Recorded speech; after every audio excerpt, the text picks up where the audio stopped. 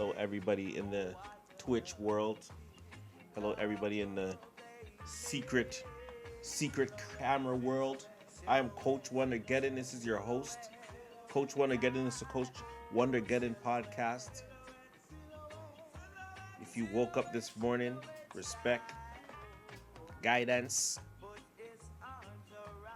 If you have a love for fantasy sports, this is the show for you. If you like a light yet deep look at sports, then this is the show for you. Today's topics, we're going to talk about a little bit of bubble basketball, playoffs, NBA. If you didn't like what you saw yet, then I don't know if you're a basketball fan. I'll be honest with you. We watched Damon Lillard enter game time mode, if you will.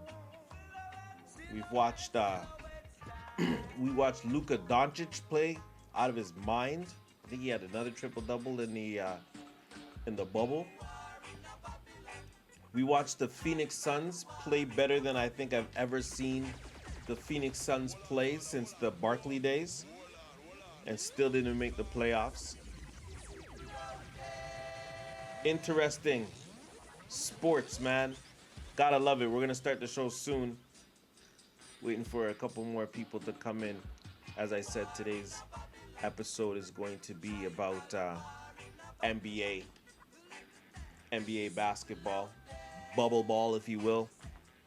I have a bracket. We're going to look at the bracket a little bit. Do I think that the Raptors are going to win the playoffs this season? Yeah, I do. I think the Raptors might go back-to-back this season. So let's start. First topic of the day. What did I say it was going to be, guys? Let's open up our books. We're talking about the NBA. We're talking about the NBA playoffs. It's coming, starting tomorrow. Today, if I never said it yet, it's August 17th. We are a day before the NBA playoffs. We're going to talk about the bracket. We're going to talk about the lineup. We should take a couple seconds to talk about how Dame Lillard and the Trailblazers squeaked into the playoffs. I don't even know if I could call it squeaked because I think that was the loudest squeak ever. Dame Lillard went ham inside the bubble, took the 8th seed. They're going up against the Lakers. We're going to get the bracket up and we're going to examine this a little bit closer. Hey, if you have a bracket that you want to fill out, send that to me. I'll put it on my my Instagram, Coach WONDERGEDDON, if you didn't add on to that one yet. All right, we got the bracket up. We're going to go Western Conference first, guys. Big games in the West. It's going to be fun to watch. I'm hoping that it goes my way. I want to make a bracket sheet, as I said, pretty quick. Should we put some money on it? If anybody wants to go $20 on a bracket sheet, let me know. We'll go at it. I know one person that does. Shout out to Mr. Laro out there. First round, Lakers versus the Blazers. Guys, Lakers versus the Blazers. Do I believe in Dame time? Or do I believe in LeBron? Guys, I think I'm going to go with the Blazers. I think I'm starting to believe. I believe in Dame time. I don't know why this happens. Every year, LeBron gets a year older and everyone acts like LeBron's diminished in skills at any point in his life. I think anytime he has a NBA skill that looks like it was even starting to diminish, he developed a new one and became even more efficient, even better, even more playoff tested.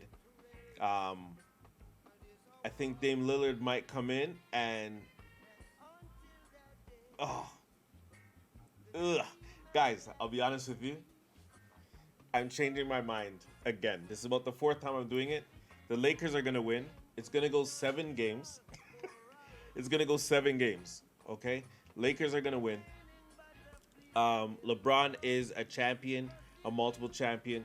Dame Lillard is a monster. Some would even say a Super Saiyan of some kind. I still think that you can't go against LeBron in the playoffs, not in the first round. Like, sorry, Dame. Sorry, Dame. I really believed up until this moment live at 9:33. I really believed I was gonna side with you against LeBron, but I changed my mind. I changed my mind again. I keep thinking that the game's gonna be played in the forwards. Obviously, the Lakers have two of the top five players in the NBA. Obviously, LeBron James and Davis. They have two of the top five in the world at forward. I know McGee, Howard, AD. I mean versus Nurkic, versus Zach Collins, Whiteside, even Carmelo is going to be problems. But it's playoff basketball, guys. I really think it's going to go 7 games, but I think LeBron and the Lakers are going to win. All right. Rockets versus Thunder is next. Westbrook and Harden return to OKC, and they're going to face Chris Paul and his merry men. This is almost like, yeah, this is going to be a pretty fun match too. I have the Rockets in 5 though. No, I have the Rockets in 6. Make that 6. Rockets are going to be in 6. I know OKC is going to win a couple games, maybe a home game. Even though there's really no home games in this, I think they're going to win at least 2 games. But I think Westbrook and Harden are just going to be too much for them offensively, especially Harden. I don't care what anyone says about his step back. The man is wet. The man is wet, and that has to be respected. This guy's scoring 4 points at a time when some teams still can't score 3. They're going to be a problem even though they can't rebound. I don't think the Thunder play a good enough defense for the Rockets to worry about the Thunder. I think it's going to be 6 games. Rockets going to win and face the Lakers going into the next round. Number 3, Nuggets versus number 6, Jazz. Before I go further, Blazers. Yeah, I agree with you, Drew. Blazers are going to give them a run, but the Lakers aren't losing in the first round. I agree. Nuggets versus Jazz. Number 3 Nuggets versus 6 Jazz. Nuggets should be able to shoot over the Jazz. I like the Jazz, but I don't know. They're kind of like, I don't know. I think the Nuggets are going to sweep them. I know they have a good defense. I get it, but I don't think defense is gonna necessarily win the Western Conference in the first round. There's so many teams that don't play a lick of defense, and I mean they're still a threat. Like, for example, you have number 2, the Clippers versus the Dallas Mavericks, number 7. I don't think the Mavericks play anything that remotely resembles a defense. I don't. The Clippers do. So the question is, are you gonna have triple-double machine? Are you gonna have Luka coming in there and really dominating the game against George and Kawhi? Maybe a game, maybe 2 games, but I don't think they're beating the Clippers. I have the Clippers winning in 6. That's the Western Conference. My second round is gonna be the Nuggets versus the Clippers. I'm gonna talk about that another time. Let's get to the Eastern Conference. Eastern Conference is gonna be a little bit different. Even though that sounds easy in the Western Conference, I think the Eastern Conference, there's only a couple teams that stand out to me. Let's talk about number 1, the Bucks first. The number 1 Bucks versus the Magic. The Magic, the only home team in this whole bubble, only home team, and guess what? They're gonna get swept. The Bucks are gonna mash them up. I don't think the Bucks are gonna allow these guys to score 100 points against them. I like their team. I think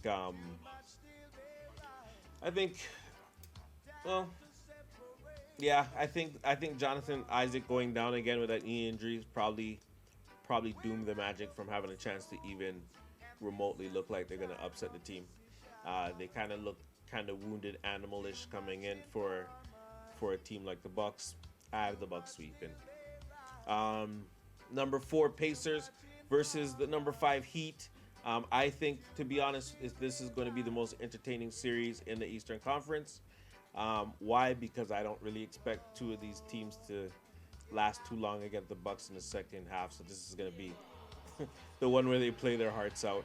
I actually have the Pacers beating the Heat. I think the Pacers have so many forwards, that they're just throwing at them. Like they're just gonna be throwing forwards at the Heat, and I know they have Bam, and I know they have Jimmy Butler, but I think there has to be an upset in the NBA playoffs somewhere, and I think it's gonna be this one. It might even go. I think it's gonna go 6 games. I think the Pacers are going to out out tall the Heat, even though I do like the Heat team. All right, number 3 Celtics versus number 6 76ers.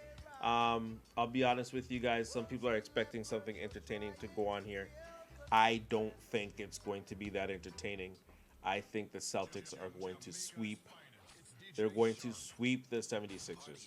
I don't rate the 76ers team. I never do. I find them to be an immature bunch of tall people. I I mean, yeah, you got Tobias Harris, who's probably not very vocal, and you don't really hear too much about him. But man, Jimmy Butler left that team. Like he left that team. The Celtics are definitely gonna run over Philly. I have it being a sweep. I have a good team versus a weak team, and I don't know. I don't see it lasting too long. Number 2 versus number 7. The Raptors versus the Nets, guys, for the second series in a row. Picture this. The second series in a row, Kevin Durant gets to sit down and watch the Raptors boss up their team in the playoffs. Think about that. He watched the last one. He watched them get drowned in the deep waters, and they're gonna watch it happen again with a different team. The Nets should get swept. I'm not expecting 5 games. I'm expecting a sweep. I don't think the Nets have anything for the Raptors to worry about. I don't think the Raptors would even come off complacent and allowing the Nets to feel the confidence of having a chance for an upset. I don't think the Raptors are going to allow that. To be completely honest with you, I think the Raptors are going to win the whole thing. I think the Raptors are going to win the whole thing. I think the NBA bubble, my opinion, my hot take, is that the NBA bubble is there's only a few champions in there. There's only, to me, 3 champions in there, and one champion is the Raptors team. So the Toronto Raptors team, defending champions, and the only other champions that are inside this whole bubble situation. Because remember, Golden State's not out. Golden State's not even in there. I think the LeBron James and Kawhi Leonard are the only other champions that are going to be inside this bubble. Nobody in the East, I believe, should be able to compete with the Raptors. Everyone talks about Kawhi. I know. I love Kawhi. I love Kawhi as much as the next guy. But I'll be honest with you. Um, this team is better. This team is better than last year's team. We didn't have OG in the playoffs, which made a little bit of a difference. Him not being able to to play. I forget what his injury was. He didn't play. If we had him last year with Kawhi, we probably wouldn't have lost the game in the playoffs. I'll allow a loss or two in the playoffs, but I think the Raptors are honestly going to win. Second round, Celtics in the second round versus the Raptors. That's going to be fun to watch. I'm not going to get into that yet, just in case I'm wrong. And somehow the 76ers, no, it's going to be Raptors versus Celtics in the second round for sure.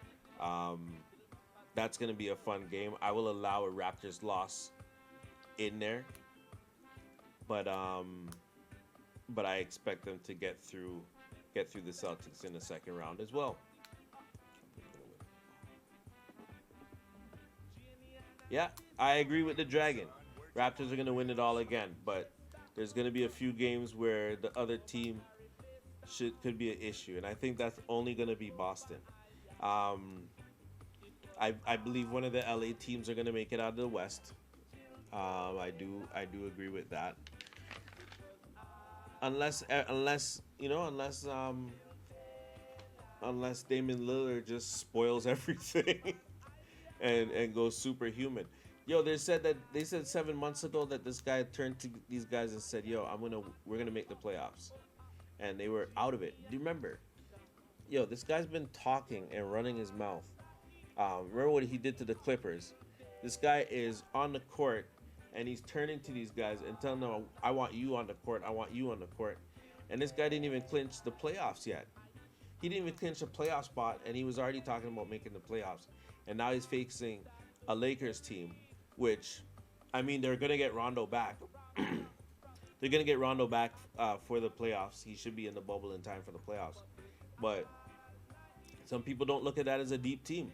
Kyle Kuzma, is he that guy? Is he gonna be the number three? Like, I don't think he is if he's gonna face the Raptors. I think OG destroys him. But that's what I think. That's my hot take. I think the Raptors are winning another championship. I agree. Celtics are going to be their toughest challenge, and whichever team comes out the West, if it's LeBron, it's going to be a monkey that has to come off the back, and if it's Kawhi, it's going to be a monkey that has to come off of our back. Um, I think whichever one we beat, whoever it is in the West that we beat, and I'm honest, guys. I might sound like a homer. I really do might sound like a homer, being a Toronto man and residing in Toronto. But I'm telling you guys, the Toronto Raptors are probably going to win another championship this year, and yeah, I'm glad you guys agree with me. That's it. I'm gonna talk about basketball, guys. Does anyone out there believe in Dame time? I need somebody to tell me. I've been going back and forth. I've been going back and forth with this. We do we believe in Dame time? Like, does anyone out there really believe that they're gonna win? Because I've flipped and flopped so many times before this camera came on about whether or not Dame time exists and if it's capable of beating Thanos, LeBron. Like, can this happen, you guys? Somebody write me. Or if we have to take this to our WhatsApp group at another point, text us, let us know.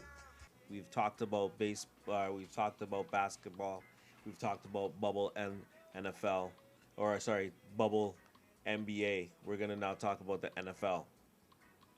The topic of the NFL today is: are we at the extinction of the of the white quarterback? We have the old guys, the quarterbacks of the last generation, almost you could say. Big Ben, Pittsburgh Steeler, one of my favorite quarterbacks of all time. Of course you have Tom Brady, who's left the Patriots after so many years of service to go play for Tampa Bay. But are we at the end? Are we nearing the end of the white quarterback? There's only what 30, 32 teams in the league. We're running out. Can you believe it? Even a stalwart, somebody like Aaron Rodgers, who's been with Green Bay for, I can't even remember how many years he's been there for so long. I don't even know if the young people even know who Brett Favre is. Aaron Rodgers has been there for that long. His heir apparent, Jordan Love. Jordan Love, quarterback of color, so to say. You have other guys, some of the best quarterbacks in the league right now. The number one and two probably would be Patrick Mahomes and Russell Wilson, both men of color. Are we nearing an end? I mean, granted, yes. The white quarterback. You still have quarterbacks who are white, and you have the Drew Locks coming in, who I think is going to have an amazing year. If you're a fantasy player, You have Joe Burrow, who's coming in as a rookie to the Bengals. But you also have guys like Baker Mayfield, where you're not too sure, if is he gonna pan out or not. I mean, you have a Lamar Jackson, for example, who who plays a brand of quarterback that I don't think has been seen since maybe Michael Vick, maybe even a faster version of Michael Vick, if that's not scary enough. You also have your Dwayne Haskins, where you're not too sure what you're getting, but you're looking to see kind of how he's gonna pan out. Um, and don't think I'm using this as a way to kind of poke at race, but because at the end of the day, if if there was a influx of white wide receivers, I would ask the same question: what's going on here? When there's a blip in the radar, it's been a while now. There's been a lot of good quarterbacks. I mean, Patrick Mahomes, man, it's a copycat league, so that's what it's running right now. Well, maybe, but I'll tell you what though, the quarterbacks that I was talking about, even the ones that haven't proven themselves yet, I think Dwayne Haskins is capable of having a good team for this Washington. He's capable of having a good team. He's of color. I'm not trying to divide races at all, but yeah, what's going on? Has anyone else noticed? Listen, I'm not jumping on the whole black and white thing, but black athletes are becoming a different kind of machine. The Dragon, I believe you, and I'll be honest with you. Uh, I made the topic, and I agree with you. I am not at all trying to jump on the whole black and white thing either. It's just a notice. It's just a notice. I watched as I said, I've been watching football for a long time, and I remember when it was dominating, when it was dominated by white folks in the at the position.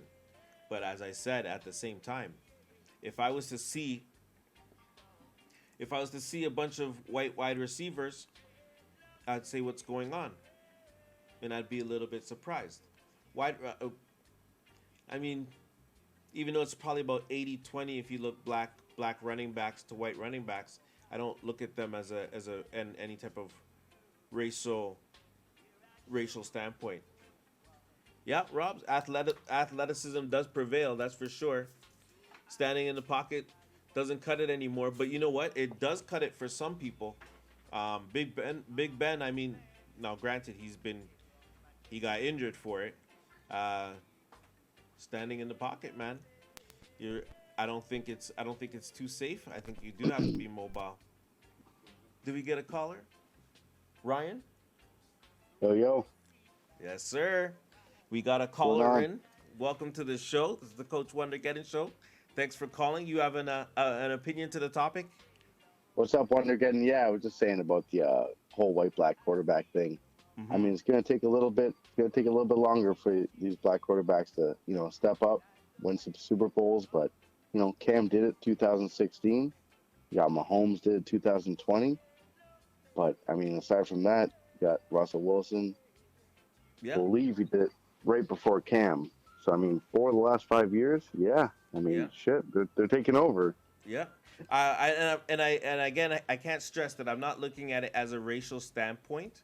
Um, but if we did notice the ten really good white wide receivers, I think we would notice that there was 10 really good wide receivers, right? You'd agree with Yeah, that, for right? sure. You take that, 10, 15 years ago, you're talking about a white receiver, probably not even going to be in the conversation. Yeah. But with Edelman being in the mix, making a name for himself, you got Thielen now, Yeah. you got McCaffrey Yeah. as a running back. Yeah. Um, yeah, no, definitely. Like I mean, it's a mixed bowl out there. I mean, it's black, white. It shouldn't matter. I mean, it's color of their skin, not the color of the jersey. You know what I mean? Absolutely. Absolutely. Do you like where the NFL is going right now? Do you think they're going to be able to play this season? I mean, I'd like to hope so. I think they got to follow a little bit of the NBA guidelines and NHL guidelines. Have a bubble. Obviously, easier said than done. You got 70 to 100 people, personnel, coaches, training staff. Times that by 32 teams, you got 3,000 players in a bubble. That's kind of outrageous, but I think you just need to find a site that has multiple football stadiums that you can, kind of control a little bit better. You can't have that travel. It's just not going to work, especially with football players. They're even worse than, they're the worst athletes in the world in terms of following rules. Yeah. So, Yeah. Yeah. it remains to be seen.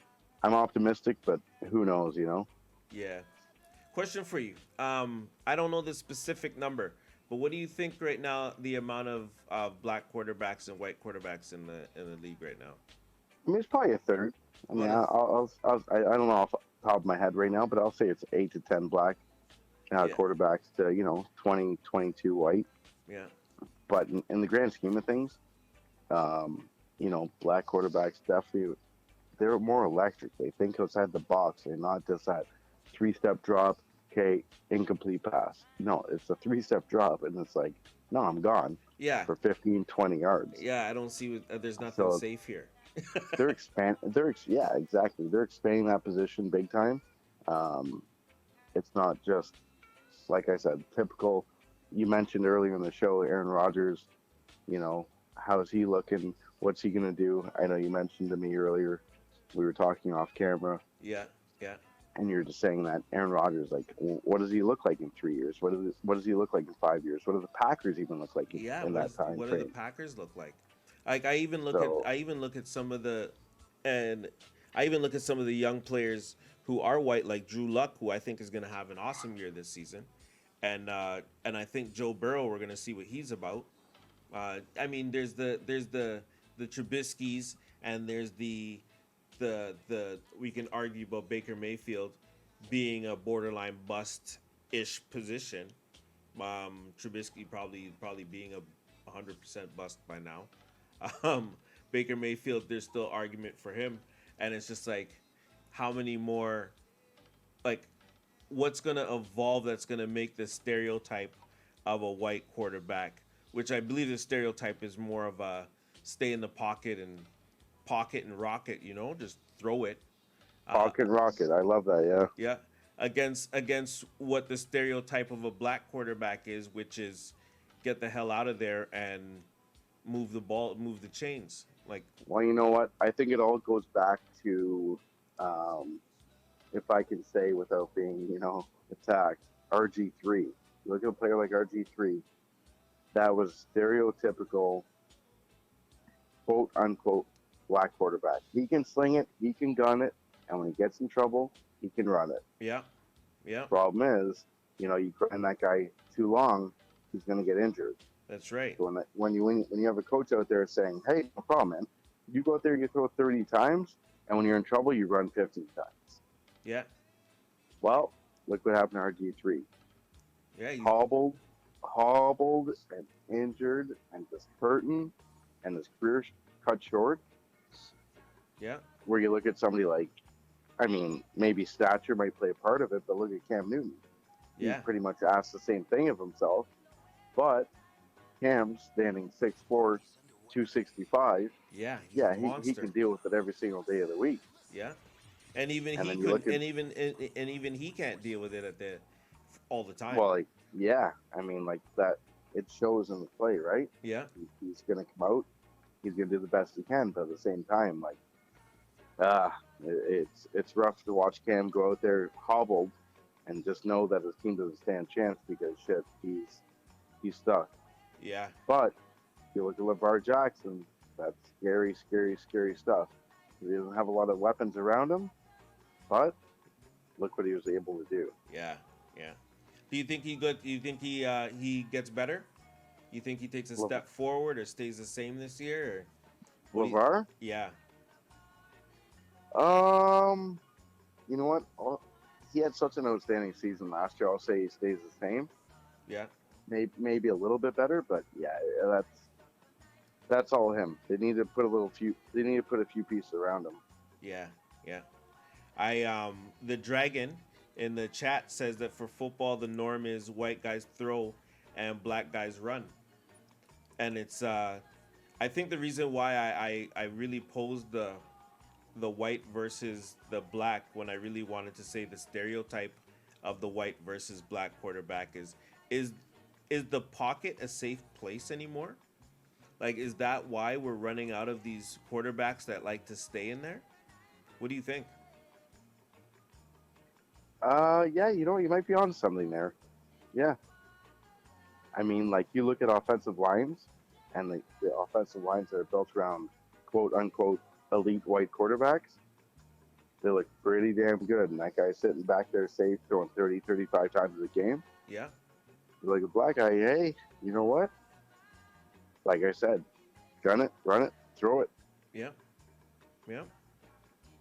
I agree with that. Well, But you listen, know right? what? Hmm? It's uh, it's any man season, and I think that given any opportunity, white or black doesn't matter, the skin color. Anybody can succeed in this league, but it comes down to a good program, solid coaching, and backup players. I agree with you. It definitely does take 100% teamwork to make the dream work. No matter what color your quarterback is, no matter if he's a pocket guy or if he's a scrambler, if your team does not understand what he's doing back there, he's a dead duck. No matter what your background is. Listen, RG3 included. RG3 included. Listen, Ryan, thanks for your call. We're No gonna problem, talk man. offline. You call back whenever you want. Happy to always have you call. And the amount of sports that we talk all day, we might as well have other people hear us talk about it. Agreed? Hey, man, love the show. Good luck. Thanks, man. Have a good one. That was Ryan, guys. Me and him are competing in basketball fantasy leagues, as well as baseball leagues. Me and him are in the Bodmon Baseball League, and we've been rivals for the last few years now. I think maybe 6 years. Thanks for calling, Robs, or thanks for calling, Ryan. Robs just came in. Spicy talks just now. He's back. Pocket should never be safe, says Drew 007. I agree with you. The quarterback position has to be redefined, not just by players, but by the coaches and GMs too. I think I touched into that a little bit. Um, I don't know if they're purposely training white players to stay in the pocket. I don't think. I think at some point, I'm a little bit older, so I could say white versus black and not get into too much detail. But in sports, I think people understand that we're talking about a style of play when I say white quarterback, or the stereotype of a white quarterback and a black quarterback. And I think most athletes, I hope, understand exactly what I'm talking about. The pocket's not safe. It's just as 007 said in the chat, the pocket should never be safe. Um, should never. I agree. And I think you do have white quarterbacks who do like to scramble or do know when to scramble. Josh Allen comes to mind in Buffalo. Uh, you got to know when to get out of there. And some of the older guys, as I said, the Aaron Rodgers and the even the Drew Brees. Drew Brees is getting older too. Big Ben. You got the old guard of the old school, almost like the last of the old school quarterbacks. Like, they got to get out of the pocket now, and that's the way the game's going to be played. Soon, you're not even going to remember that there were quarterbacks that stayed in the pocket. You're just going to hear the legends of that. Uh, it's pretty cool. I don't have a lot more to talk about as far as that topic, as long as it is understood, as I said, I think more than once. Not necessarily to protect my ass, but I think that's ever the first time I've sworn on the show. I said the A word. Um, oh man, this guy came in too late. We had the ball talks in the beginning, brother. But we could continue talking. Um, is defense the pocket should never be safe? Is defense getting weak? No, not at all. I think the defense is getting insane. I think that it's so much more complicated than it used to be. Um, that's definitely changing. The quarterback used to get so much credit for standing in. Yeah, it's not safe in there. Big Ben's coming back from an injury. You can't just hang out on a football field. You gotta go. These court these guys are coming.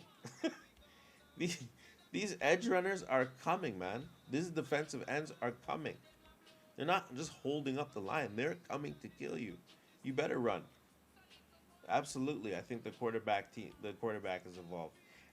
Let's relate this to fantasy, because we didn't quite do that. But to relate it back to fantasy, um, if you're in a keeper league, for example, do you look at Drew Brees?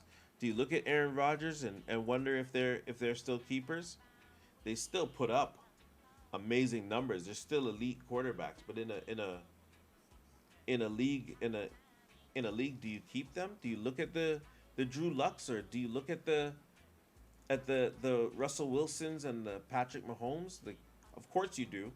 Those are the best two quarterbacks in the league. But then the mix starts coming. Do you want them to? Do you want your quarterback to stay in the pocket? Fantasy league, you want your quarterback to stay in the pocket because it's safer in there, but it's not that much safer anymore. The defenses have definitely caught up to the quarterback. Quarterbacks have to take hits now soon because they got to start running and they got to start playing like a running back. We're gonna continue that talk um, through the week. I hope until the next week. We're gonna keep talking about the quarterback. We're not gonna label it as white and black. I think we all know exactly what the stereotype is. So we're just gonna say that is the pocket quarterback obsolete, versus these guys aren't the all around quarterback. We're gonna talk about ball. Um, Question for the chat. I don't know how many people are in the chat or how many people want to participate in the chat. This is the part of the show that I like to look in the chat and try to answer as many questions as I can. Some people want the ball talks. Robs wants the ball talk specifically. Spicy talks just now. This guy says, "Yo, Robs, you should call in. If not today, if not this week, then next week." Um, First question to the stream. We're gonna put the stream, and I'm gonna try to answer it and get everybody on. Question: What does anyone out there know exactly what Dame time is? What is Dame time? Robs, that question is specifically for you because I know that you have an answer. This is it. Do you believe in Dame time? All right, so here's my take. Hear me out, because it's gonna sound wild. Okay. I feel like there's about 8 to 10 players in the NBA that actually are difference makers. Meaning that when you have them on your team, they are the ones that decide whether or not you're able to. They make the game. You're either gonna win or you're gonna lose. You have a chance always with them on your team. Problem is I think Dame is on the fringe of that top 10. Some days he's in there, some days he's not.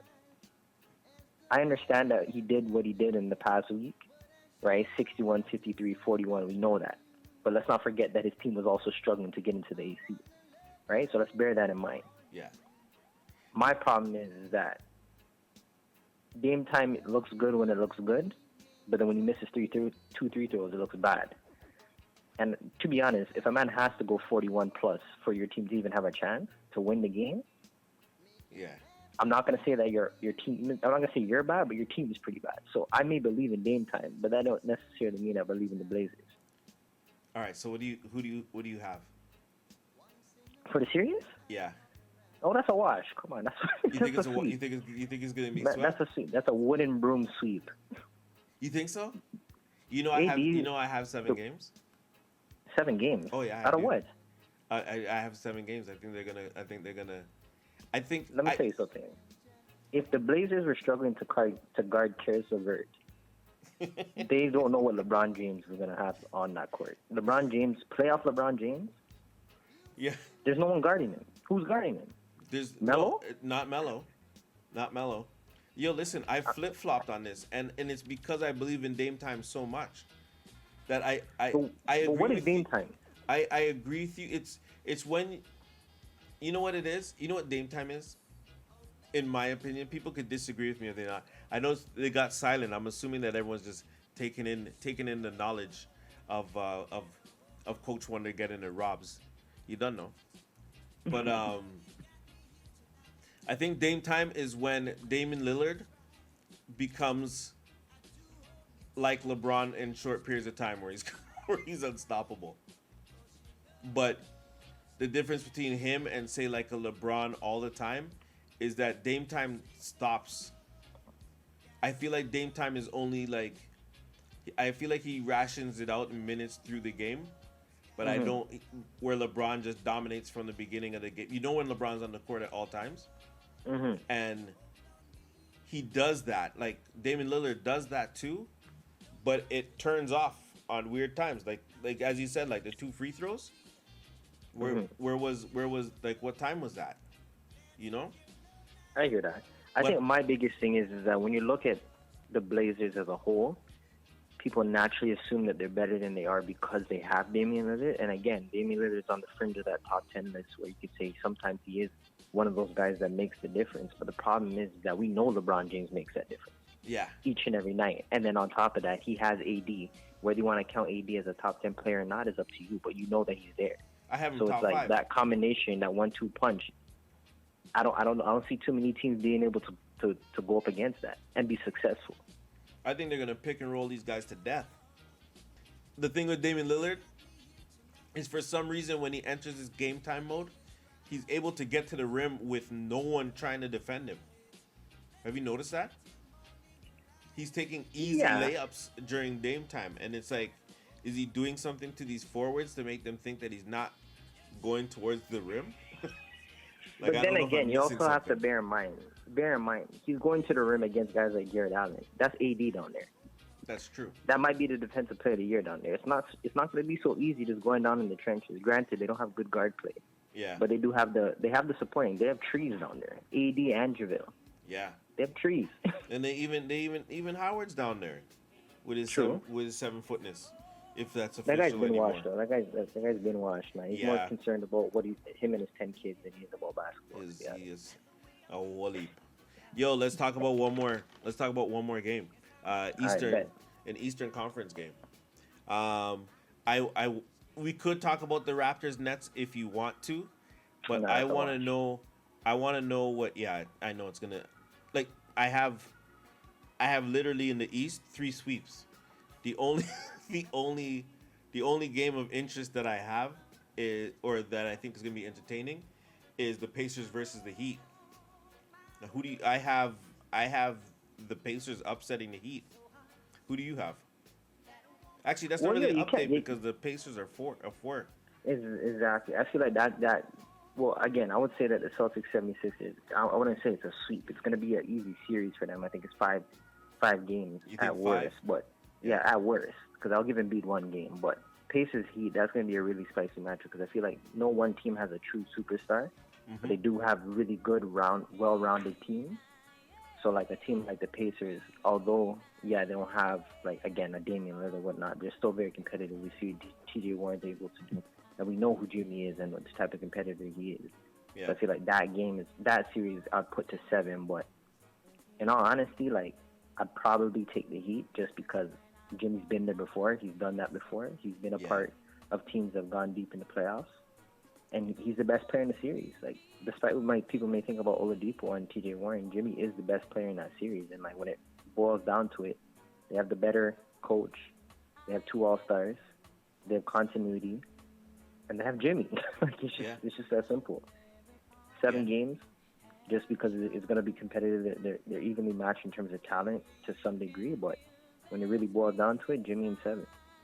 Do you see anything else of surprise happening in the Eastern Conference? Because I don't. No, there's no surprises. The only surprise is that we're probably going to lose game 1 as the Raptors because that's just what we do. You think so? You think it's going to happen this year too? No. I can't remember the year where we haven't lost game one in round one. Yeah, yeah. Down to last year where DJ Augustine was looking like he was Brandon Roy, That was giving us the amazing. work, though. work. This man came back to the you guys don't even remember that I was on your team and worked us. Exactly. But Yep. yeah, I mean, it's interesting. The basketball takes are going to be up tomorrow. It starts. You know, I'm parked in. I'm be getting a haircut and watching it on my phone. I'm watching. I'm watching wherever I'm at. Yo, I'm definitely tuned in. we might be doing a Chucks thing. If it's a truck thing, you know where I'm at, man. My number is always available. Anytime there's liquor and basketball, you can involve. You don't know. Listen, thanks for calling. Give everyone No else a worries. shout out about your podcast. Yeah, no worries. The Harvard Report, covering all things basketball. You can definitely take a look on all streaming platforms, Spotify, Apple Podcasts. Wherever you listen to your podcast, Google it, search it up. I'm there. And download the latest episode. You'll just be able to see what I have to say about these hot takes on the NBA, restart, the bubble, playoff seeding, matchups, whatever it is, man. You know we're out here. You done know.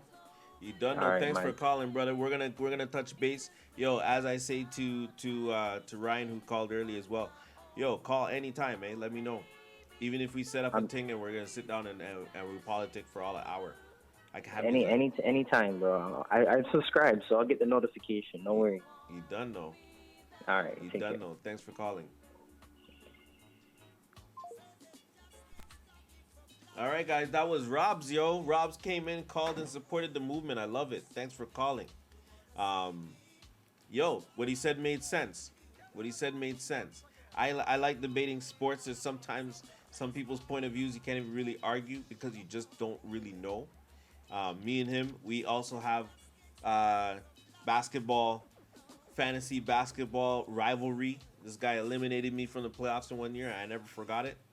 And he just because he always reminds me of it. It's true. So we talked a lot of ball today. The format was amazing. We started off the beginning talking about bubble ball. We went to NFL football. What we learned today is most people know that the Eastern Conference is about 3 teams deep, maybe 4 if you want to discuss the Pacers or one of the surprise teams.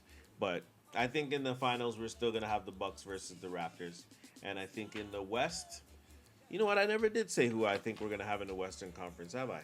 I think the Western Conference final is going to be the Lakers versus the Clippers.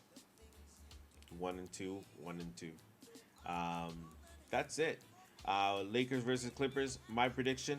We have a bracket out there. If you think that your prediction is different than mine, put it down. I'll put it on the Coach WONDERGEDDON IG on a story, and we'll have it documented. And all praises to the guy who picks the bracket better than me. Straight up. Thanks for watching the show, guys. I've been on here long enough. We are going to come back next week. Thanks for watching the show. Thank you, Ryan, for calling in and for participating. Thank you, Robs, for coming in, participating. 9 to 9:30, we're going to start. Edited version will come out later on this week. I'll send the link out there for you guys to listen in. As I said, thanks for watching the show, guys. See you next week.